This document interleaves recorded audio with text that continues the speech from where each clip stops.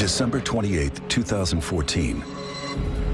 Juanda Airport, Surabaya, Indonesia. 155 passengers and 7 crew members are boarding an AirAsia flight on a routine hop to Singapore, one of the world's busiest airports.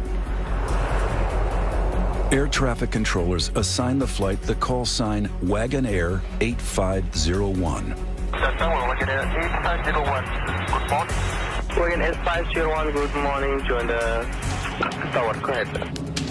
At the helm is Captain Irianto, a 53-year-old former fighter pilot with more than 20,000 flying hours under his belt. The co-pilot is 45-year-old Frenchman Remy Emmanuel Placel.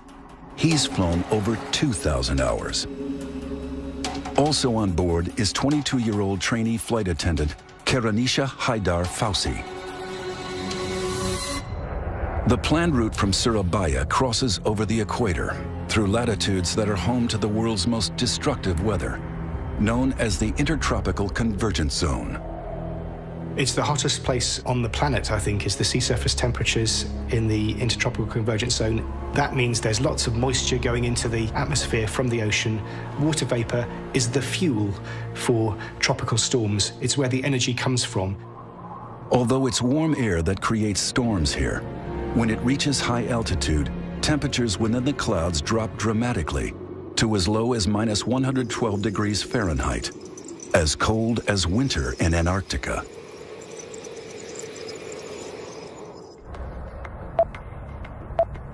AirAsia 8501, gain Q7. Inside the operations center, the weather is constantly monitored. Itu tidak ada kondisi yang mengkhawatirkan. Ramalan cuaca atau prediksi cuaca pada hari itu di Surabaya tidak ada masalah. Tetapi di Singapura yang kami terima tafornya memang ada kondisi hujan ringan. The forecast is clear, but that could change at any moment. Basically, it's the bread and butter of the pilots flying in the tropics, is that they are always, on virtually every flight, flying around thunderstorms. Juanda aircraft ready for start and push back.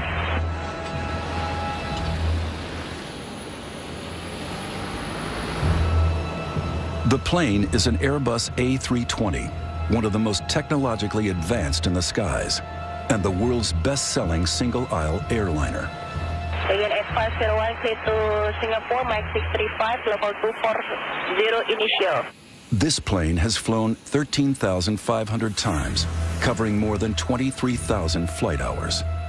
Wagon Air 501, clear to takeoff.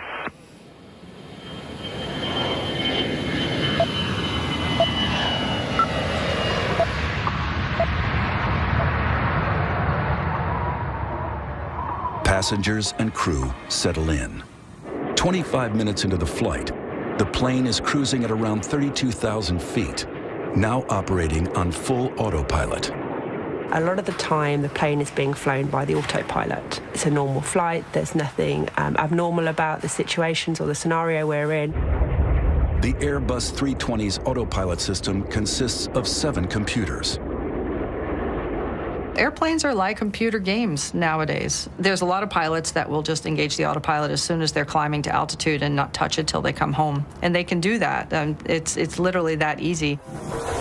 As the plane approaches the equator, storm clouds are brewing over the Java Sea below. Severe storms can go from very small storms to very large, dangerous storms in a matter of just a few minutes. You can see a thunderstorm ahead of you or below you, and in the very few minutes you take to get there, it could have climbed several thousand feet above you. Air traffic controllers receive Flight 8501's final radio transmission. The plane requests permission to take a left turn and climb. Air traffic control will know where other aircraft are, and they either allow you to do the turn or they don't.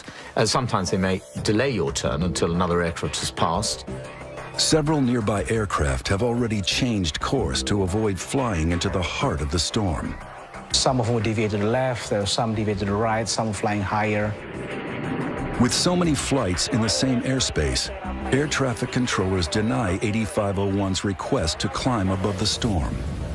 To be denied a climb, very normal. It happens on virtually every flight, because there you'll be passing through aircraft flying in the same direction as you, because it's always better to fly through weather than it is ever to hit another aircraft. With the possibility of severe turbulence ahead, the crew face a critical decision: to stay on course or change direction. This aircraft was the only one at 32,000 feet at that time. The other aircraft flying around the same air routes were at 30 to 38,000 feet. This animation shows the flight path of the plane's final minutes, halfway into its flight to Singapore. At 6:16, radar data records that the plane is cruising at around 32,000 feet. Seconds later, still cruising. But then, the plane deviates from its course and turns left. You would have been flying it with the autopilot, and so you put changes to direction by turning a knob, as opposed to actually flying it with the joystick. The 155 passengers on board have no clue that they are just 2 minutes from disaster.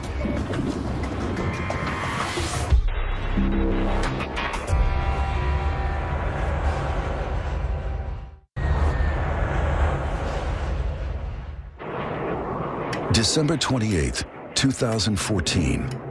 An AirAsia flight to Singapore is flying into a thunderstorm. Modern airliners are designed to withstand the turbulence produced by severe weather, but a thunderstorm is not a place any pilot wants to be. Fear. Definitely fear. There are no pilots who fly through a thunderstorm who don't experience fear. But you overcome that because you have a job to do. The guidance was you're going to encounter some thunderstorms. They didn't know how severe they would be. They didn't know precisely where they were going to be. So you don't know until you get into it. And then when you get into it, sometimes it's too late. A massive thunderstorm is the ultimate hazard for the crew of an airliner. In the last 50 years, bad weather has been a factor in over half of fatal commercial air accidents. I mean, there's so much energy that's being released in a storm like that. It's just chaotic. It's dangerous. It's turbulent. And there's an added force of nature to contend with: total lightning. Total lightning is both the cloud-to-ground lightning that we're all accustomed to seeing when it hits the ground, but in severe storms, there's 10 times as much lightning that is up in the cloud. At 6:16, radar data records that the plane is cruising around 32,000 feet. But then the plane turns left, and for reasons as yet unknown, it climbs steeply.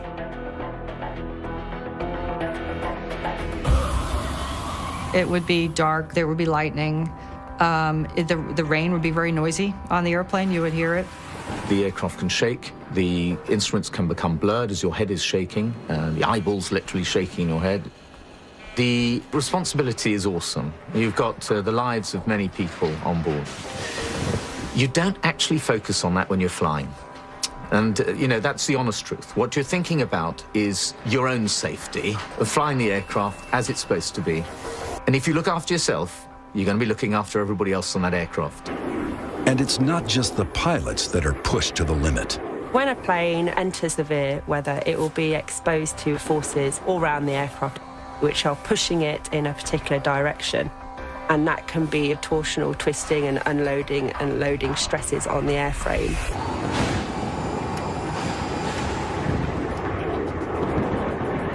The plane climbs through 37,000 feet. As it climbs, its speed slows to just over 400 miles per hour. Just 20 seconds later, the flight is around 38,000 feet.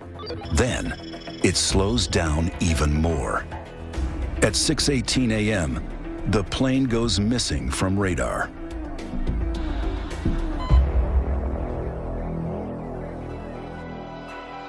Within an hour, air traffic control announces that they have lost track of the aircraft. Distraught families are desperate for answers. Airport manager Trikora Harjo prepares for the worst. Demikian juga segala sesuatunya yang berkaitan dengan krisis center dari mulai sarana komunikasi, kemudian papan pengumuman atau papan informasi kami siapkan, dan juga kami menyiapkan informasi-informasi yang tentunya nantinya akan dibutuhkan apabila memang terjadi benar adanya atau lost contact. Then, the news is made public. 162 people are feared dead after an AirAsia flight goes missing. Within 3 hours, a massive international search effort is launched, led by the Indonesian military. Also in support are Australian, American, Russian, Singaporean, and Chinese search teams. With 30 ships, 3 warships, and more than 20 aircraft equipped with visual, radar, and sonar surveillance, covering a search area of 60,000 square miles of the Java Sea.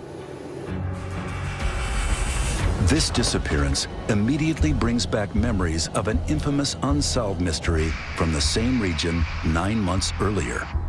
On March 7, 2014, Malaysian Airlines flight MH370 was en route from Kuala Lumpur to Beijing with 239 people on board.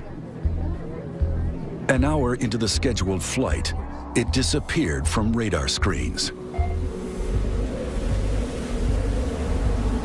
The search effort was the biggest ever launched, but it failed to find the missing plane. What happened remains unknown. For 3 days, the world wondered if this would be another never-ending mystery. Could it be terrorism or a rogue pilot? But then, wreckage is discovered.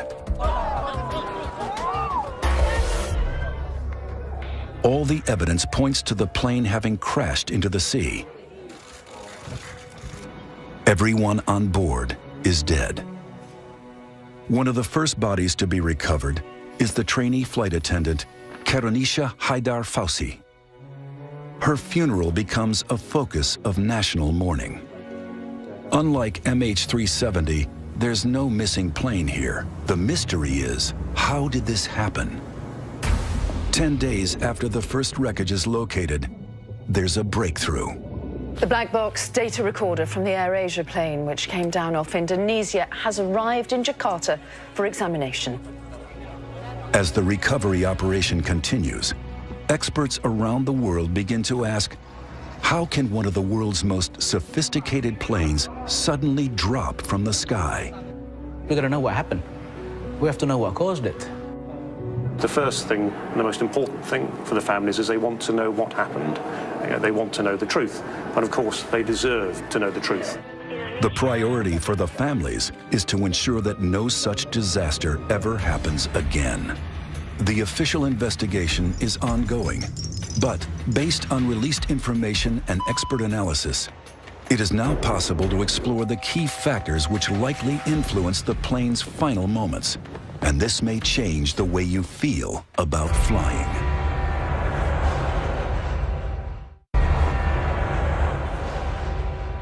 Though the researchers have the flight's black box, it only tells part of the story. Investigators dig into the data to tease out the accident's origin. We understand that there are 3 conditions that can cause the accident. First, the instrument, maybe the airplane itself, human error, and the last thing is the weather situation. The first question is, what caused the plane to climb so fast? After cruising at around 32,000 feet, the plane turns left and climbs steeply. Just 40 seconds later, the plane is over 37,000 feet. 38,000 feet. That's a climb of nearly 6,000 feet in less than a minute. 3 times faster than normal and outside the parameters set by the autopilot. So was the plane out of control, or was it direct pilot action? 6,000 feet per minute is a pretty hefty climb at altitude, no less, when the performance isn't as good. It's possible that they pulled the nose up and traded speed for altitude. That is possibly what happened, that the aircraft was climbed too steeply. But there could be another reason. It's possible that they got into an updraft and they were carried up by a bubble of air, basically.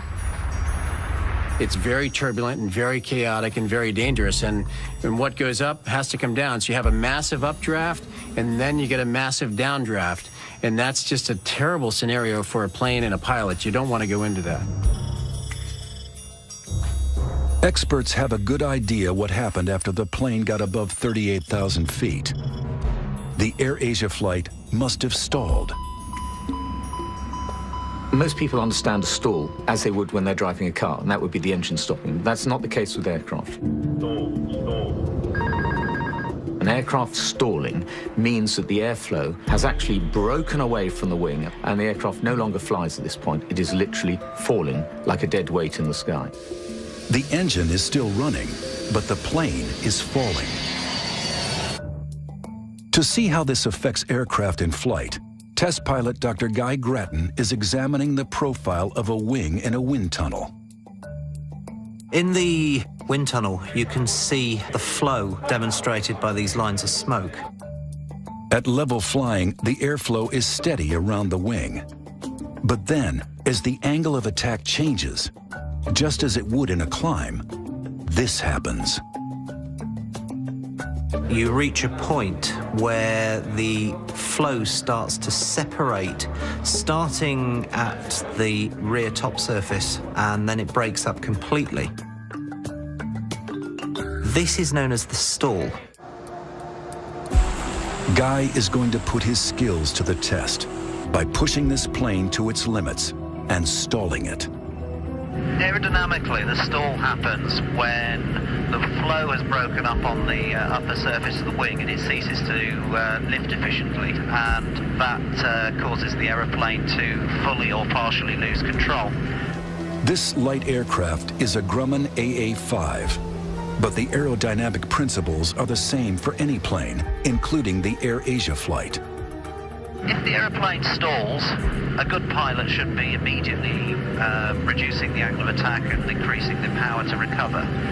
If they don't do that, what's likely to happen is an increased rate of descent, and either the aeroplane will remain in the stall until it hits the ground, or the aeroplane can enter a spin. For an unprepared pilot, the effects of a stall can be catastrophic. During takeoff in Afghanistan, after its cargo shifted to the back of the hold, this freight plane stalled.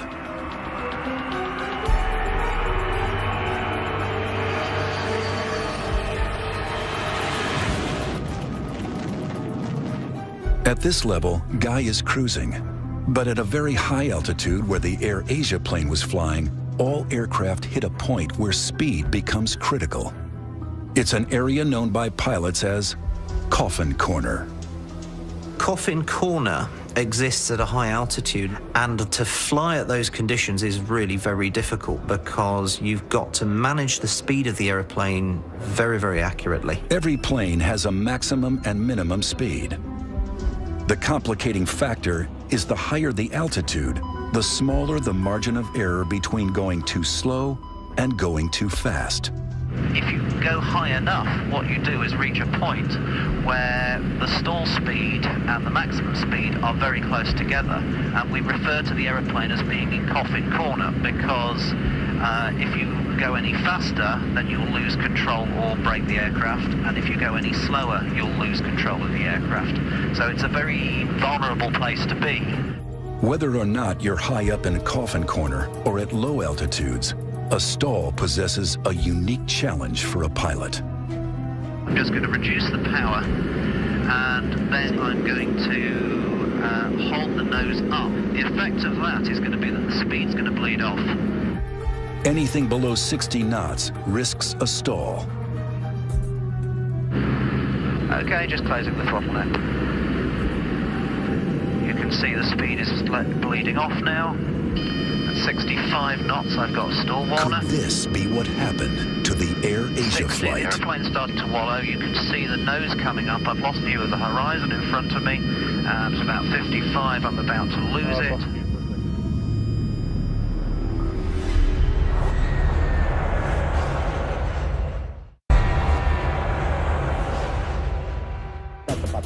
In the weeks after the AirAsia flight crashed into the sea, one thing emerged as a crucial factor: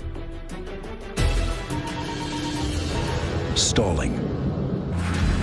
Okay, just closing the throttle in. Guy Grattan is investigating what a stall means for pilots, and that means losing control of his plane. 5 knots, I've got a stall warner. The aircraft drops 200 feet. The aeroplane has stalled, you see it pitch nose down, and I'm recovering the aeroplane from the stall.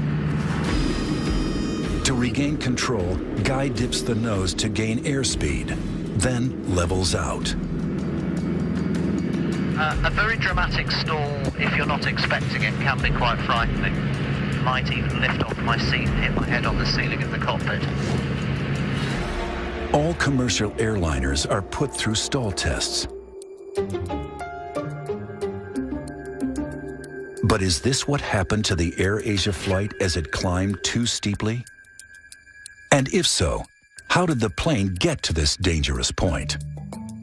Pilots are trained to recognize the stall. In fact, first thing pilots are trained to recognize is the approaching stall. The captain of the AirAsia flight was a former fighter pilot with 20,000 flight hours under his belt. Up above 30,000 feet, there is plenty of height to recover an aeroplane from a stall. So even if the aeroplane was stalled, that in itself doesn't explain the loss of the aeroplane. So the critical question is, what other factors might have been at play? And to fully investigate that, we need to look inside the cockpit. Seasoned pilot Captain John Mahan is flying an Airbus A320 flight simulator, an exact replica of the lost plane. The reason why we try to simulate what happened in an accident or incident is for learning and whether we can take that information forward to stop it happening again. And also finding out weaknesses in the system that can lead us into difficult areas. Every reading we see, every indicator we see, will be exactly what the AirAsia pilots would have seen. For all pilots, accurate instrument displays are vital.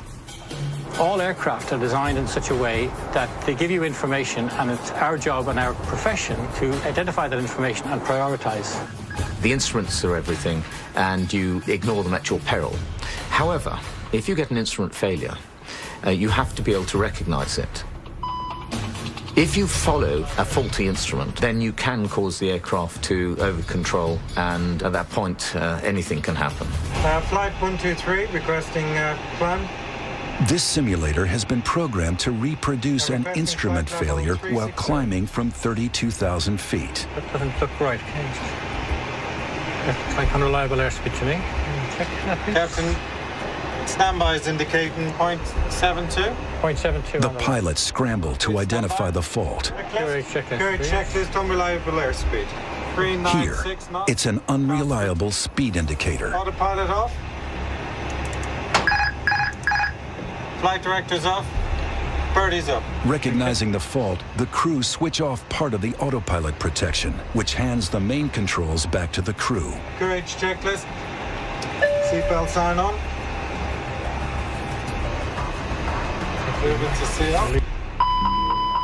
Master caution. Overspeed.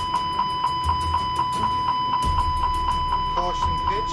Next, they switch off the computers related to the faulty speed indicators. Seconds later, this happens. A stall warning is an indication that you are getting into an environment where you're about to lose your lift on your wing. In an attempt to recover from a possible stall, John puts the nose down to gather speed and drops 5,000 feet, then levels out. Wings, maintain wings level. Speed 370. In this case, John recovers the plane successfully. Maintaining 30,000 feet. In the case of the AirAsia flight, we know that the Airbus 320 climbed rapidly and that it probably stalled at 38,000 feet. We also know that faulty instruments contributed to another tragic Airbus disaster and another stall 5 years earlier. On June 1st, 2009, Air France Flight 447 was en route from Rio to Paris with 237 passengers and crew on board.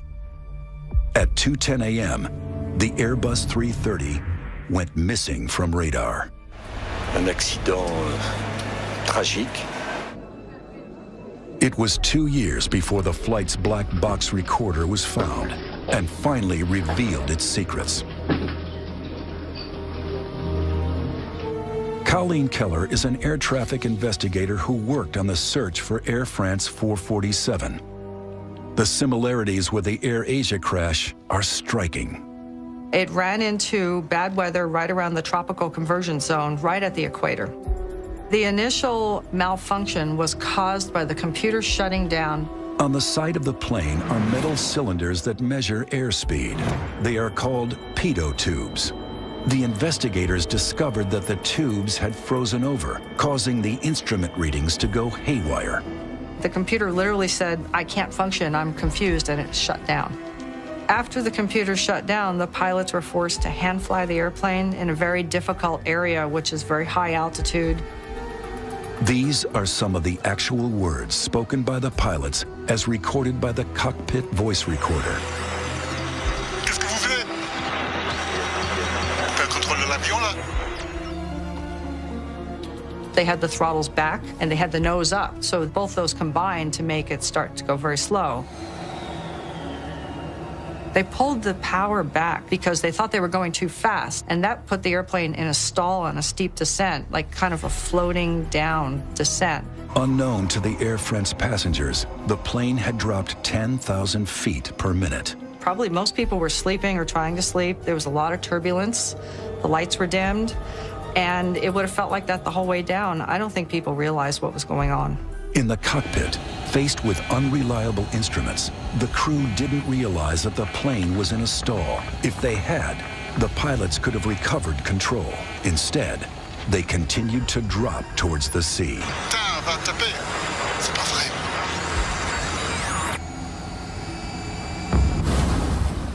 Why did they do that? It's impossible to tell because we can't really get into the minds of the pilots who died there.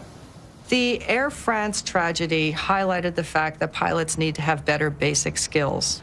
I think people were very surprised at the confusion in the cockpit. People think of pilots as being very professional, but they're just human.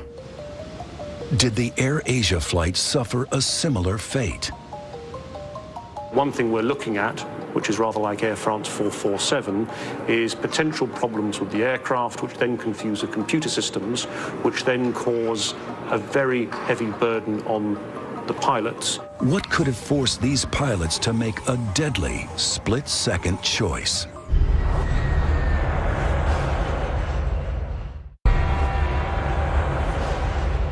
Flight 8501's tragic final moments may have come down to something seemingly innocuous: ice.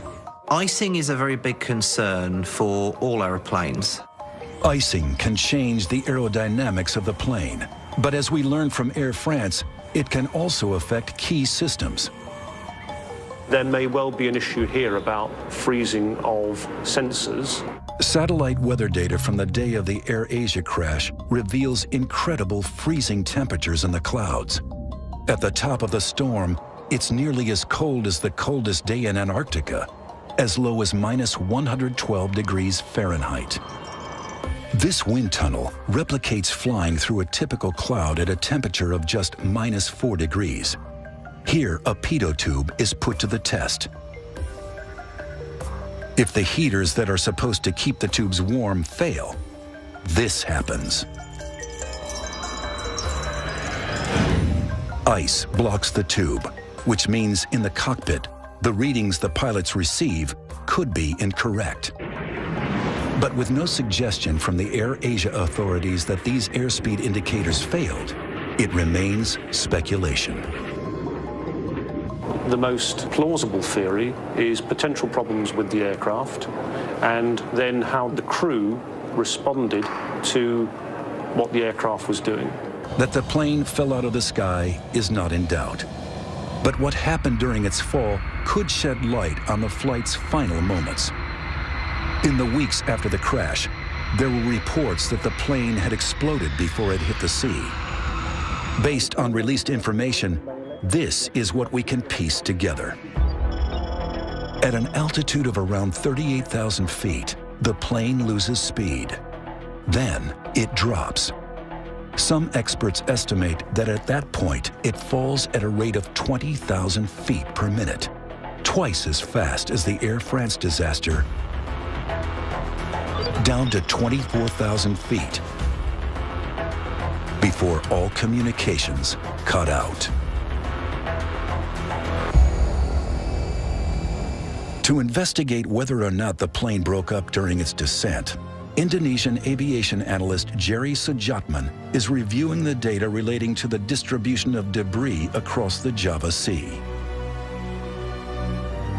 I think it's pretty certain that the aircraft went down in one piece. The wreckage pattern does not indicate any breakups prior to hitting the water, so we just have to look at the wreckage itself. And the telltale signs of it is that, yes, the aircraft would go down tail first, hit the water tail first. It's clear from the wreckage that mid-air structural damage is not a major factor here. From what we hear from the investigators, from the cockpit voice recorders, that up to the last moment, they did put all their efforts into trying saving the aircraft.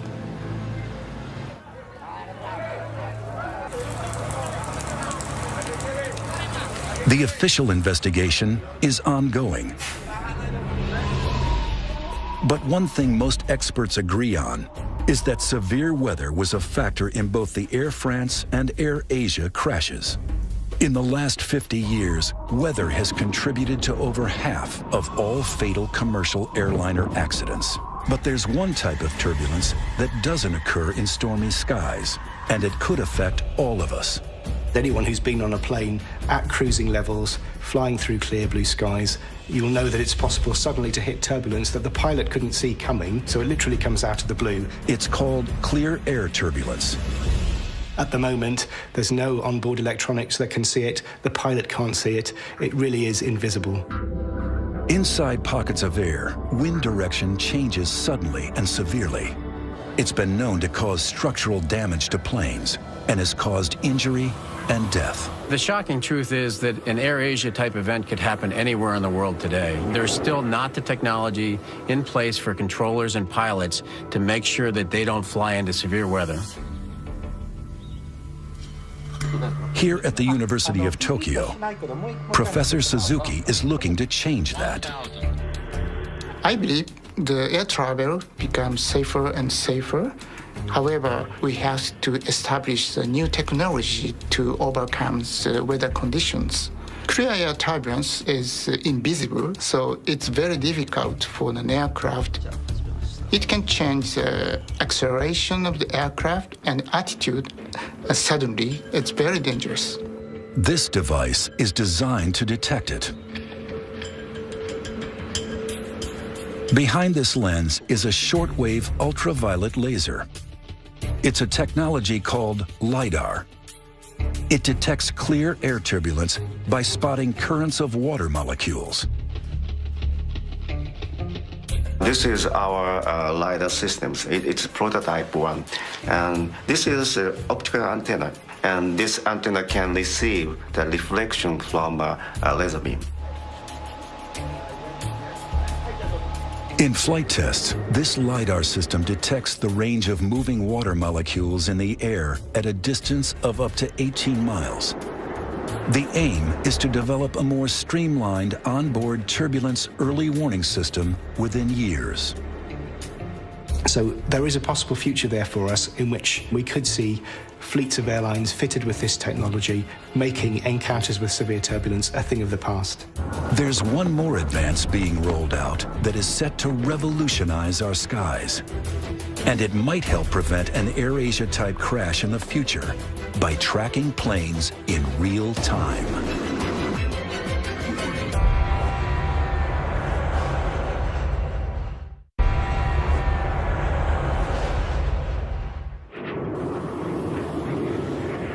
When the AirAsia flight crashed, scientists around the world continued their search for solutions to safer and more efficient air travel in the future. It's just amazing to me how complex the airspace is. From pilot to air traffic controller, many different systems interchange information and data. Our current technology is unable to track all those planes as they move around the globe.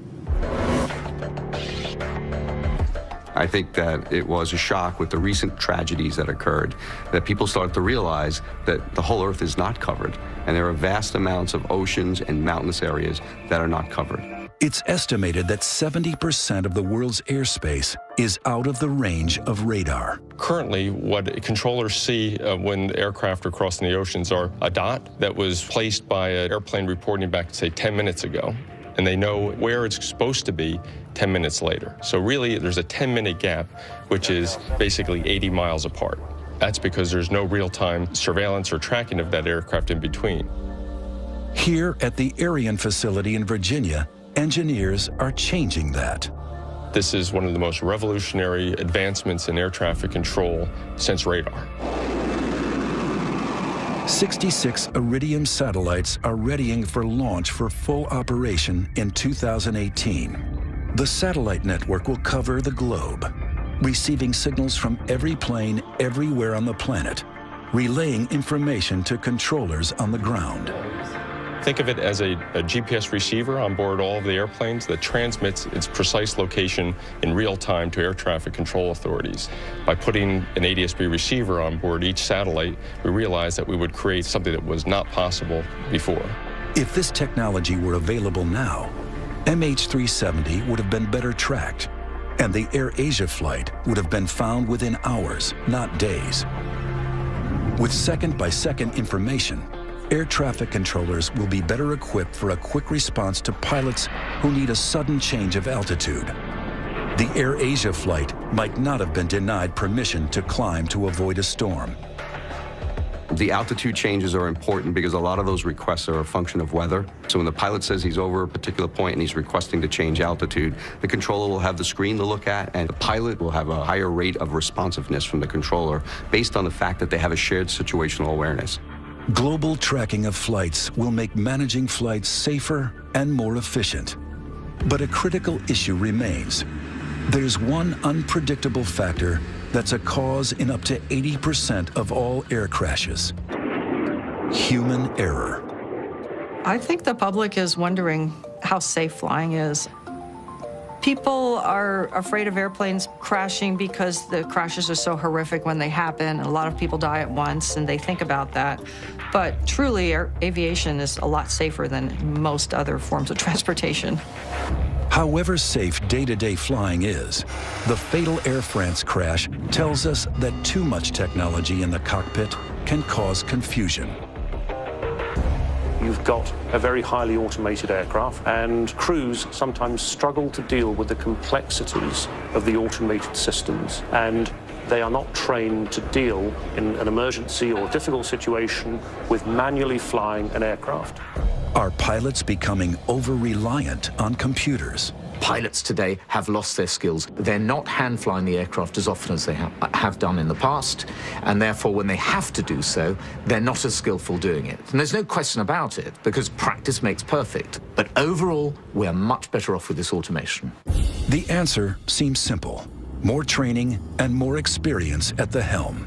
Everybody knows that pilots should probably be flying manually more than they are doing. Technological advances are seeking to keep up with ever-increasing demands for travel and making flights better able to cope with increasingly violent weather. But for the families of the passengers and crew of the AirAsia flight, their hope is that a tragedy like this will never happen again. They want future accidents to be prevented of a similar type. And so it is vital that the causes are identified for what brought this aircraft down, and more importantly, that those causes are then acted on so that other families don't have to go through what the AirAsia families have gone through.